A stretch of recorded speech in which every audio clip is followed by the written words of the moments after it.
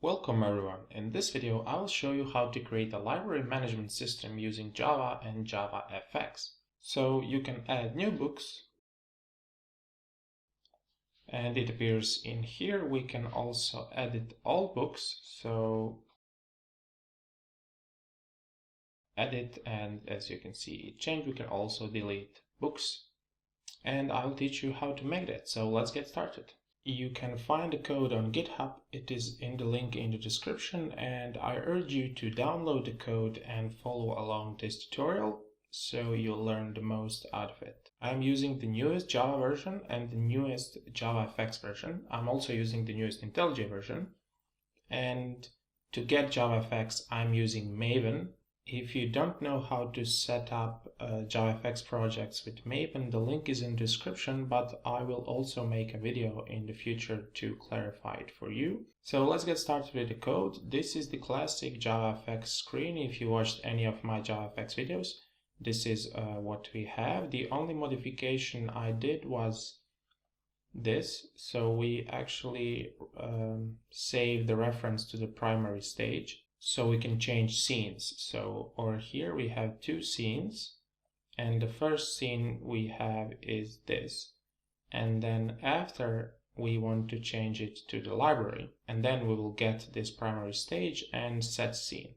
But the default scene is this hello view fxml, and we create that scene and we set the title and set the scene, and we show it to the screen.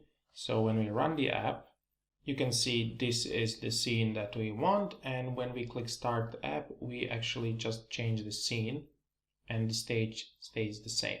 So this is the basic thing. And the next thing we want to do is we have our, as we already saw, we have our hello view fxml file, which is our scene, and we have a button that says on start button click. So when we click that button, this method will be performed, and if you look over here, the class in which this method can be found is hello controller. So we go to our hello controller, and when our button is clicked, we call library controller change scene. So we have to go to our library controller, and this is where the fun stuff happens. So we can close this. The first thing we do is we change the scene, so that method is down here.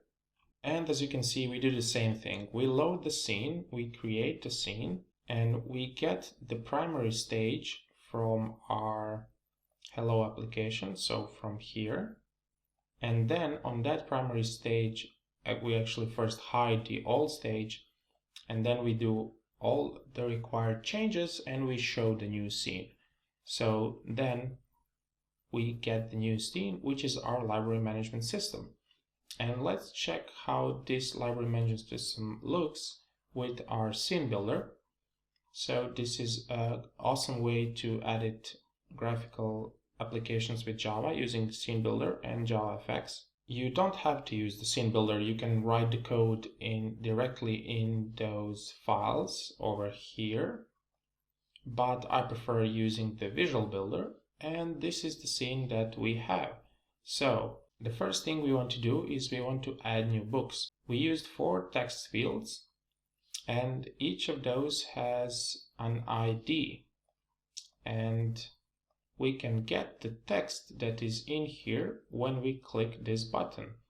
When we click this button, add item action happens. So if we go back to our code in our library controller and find add item, which is over here, this method gets called when our button is pressed. So we get the text from our text fields, we create a new string which contains all that data, and we create a new file in our data folder, which is over here, and we save what we entered inside, followed by semicolons, so we can split the string later and get the data we need.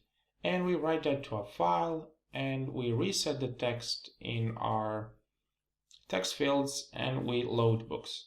So this is the basic operation that we can do. We can add books, and it's pretty simple. We just add books to our data file, and then we need this load books method to actually load that data onto our screen. And let's go to our load books method. So we have our books saved on our computer locally as text files over here, and we want to show them on the screen. So if you look over here, we want to show them here in this big box, and that big box is a list view. So we actually need to load the data from our computer to this list view, and this is how we do it. So first, we need to load all files from this data folder. That's why we create a path and we create a folder, and then we traverse that folder and get all the files. So in here we go to this folder data and we get all the files. As you can see, for every file in this folder, we read that, as you can see, read all lines, and we save it to this array list. So basically all of these lines are saved to this array list, and then we return that array list, as you can see over here. Then we clear the books list. The books list is actually an ID, as you can see here, used for this list view. So we clear items, and then for each book in this array list, we add that item to our screen and refresh this list view. So it's pretty simple. For every file in this folder, save that data to our book list. And that's what our load books and this list files for folder method do. And we will often use this method because when we search and add and delete, we'll always have to do something with this list view and our locally saved file. So now we can add books, and when we add new books, they will appear here. Basically, we just delete all the items and then load them from the disk once again. And the next thing we want to do is our search method. So search is just it's the same box as this one, as you can see on the left. It's just a text field which has an ID search, and then we can get the text that is in here and compare it to our files. So let's go to the search method.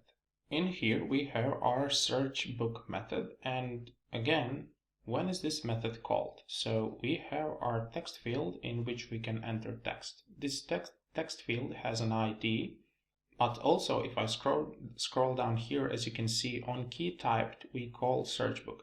So you have a lot of, if you look over here, you have a lot of actions on which you can register a method, but I said that our search book method will be called if we enter a key to this search. So basically for every key this method will be called, but if we go here, the first thing I do, I check the length of that search, and I only search if our length is bigger than 3. So we don't care, you cannot search by 1 letter, 2 letters, only 3 letters or more. This isn't actually necessary, but it's just to reduce computations. So the first thing we do, we load all the books to our book list, and then we have our results over here. So we go over all items in our book list, and if that book contains search text which the user entered over here, we add that book to our result, and then we clear all the books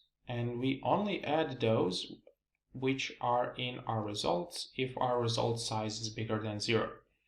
If our result size is not bigger than 0, we just clear the screen because we didn't find anything. So let's say you have 2 books and they are named Java programming, and you enter Python programming. We do not want to display anything on the screen. So let me show you how this works in our application. So let me demonstrate you the search. If we enter 2 keys, nothing happens.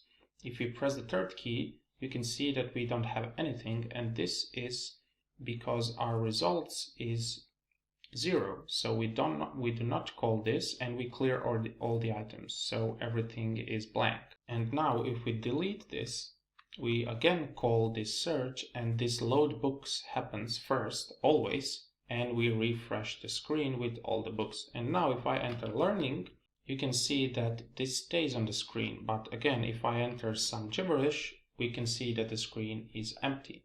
That is because if we find matches, we add them to the book list. As you can see here, book lists get item add found book, and we refresh the screen. But if nothing happens, we delete everything on the screen and we do not have any matches. And then again, when we press some keys, we always need to load all the books from the disk because we modified this book list. And that is our search book method. It's pretty simple and short. The next two things we have to do is edit books and delete books. So if you take a look at these books, you can see that when we hover over them, the color changes. And when we click on a certain book, we can select it. And I didn't program that. That is a built-in option of this list view. And we can actually access this item using code. So this is this piece over here.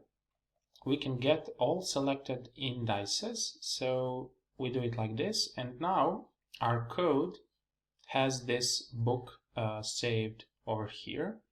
And we get the index of our book list for that book. And then if the selected indices size is 1, because we only want to select one option, we can now turn this off, then we can edit that book. And the way we do that is, so in here we have the index from our book list to the book which we want to edit. So here we get that book and we save it as a string. And from that book, so basically what we load here is this. We load the content. And then we split using a semicolon and access the second element, which is this. Well, actually the third element, which is the ISBN, which we use for the title of our books, for the title of our books in the file. As you can see, 123 and 1234 are our ISBNs. And now that we know which book to edit, we need to delete that book and enter new data. So basically I made editing as deleting the old book and adding the new book. In order for that to happen, we need to present the user with some editing options. And the way I did that is, as you can see here, edit book is new edit book. So let me demonstrate to you what I did there. When we create the new edit book object, we actually create a new window which will pop up on the screen so the user can enter data. And now the main difference is that before I used these fxml files for editing the graphical user interface. But now, since this is a very short and easy pop-up, I coded it myself. As you can see here, this is the code used to create a pop-up on the screen. So if we go here and start the application and we click edit, we get this small pop-up which I coded without the fxml file. I could have used that as well, but this seemed like a simpler option since this is very, very simple. And now if I enter some data and click edit, we will actually delete the old book and just insert the new one. So if you take a look at here, we create a new dialog and we set title and header text. Then I create an edit button and I create a new grid pane in which I add these fields that you just saw, as you can see here. So I just add them manually and I create them manually and then I add them manually to the screen. So I add the label and I add the text field, and then for each of those things I add that. And then I set that content to our dialog, as you can see here. So this is the dialog that we created here. This string over here means that the result will be a string, and in here we make a result converter. So when we press confirm, we convert the result from all 4 of these boxes and we convert them to a string of our format, which is this format over here. In here then we say dialog show and wait, and then our dialog pops up and we wait for the user to press confirm. And once they press that button, we save that result in here. And then from our library controller, we can access it using getResult, which is this over here. And now if we go back, we have our result here, and now we just need to delete the old book, and we need to add the new book, and that's what we create here. So we get the old book and we delete this like here, and then here we create the new book with new data, as you can see here, and inside we save the string which we got here, and we load the books and reset our search box. And that is basically edit book. So you delete the old one and you enter the new one. The only trick is actually this. So this new thing that I created, but you can also use fxml as I used in here, so I can switch between scenes. So in here and down here. You can also use that, but it seemed like a shorter version to code it myself. And the last thing is deleting books, which is very simple. As you just saw, we already deleted books here, but let's make it as a separate option.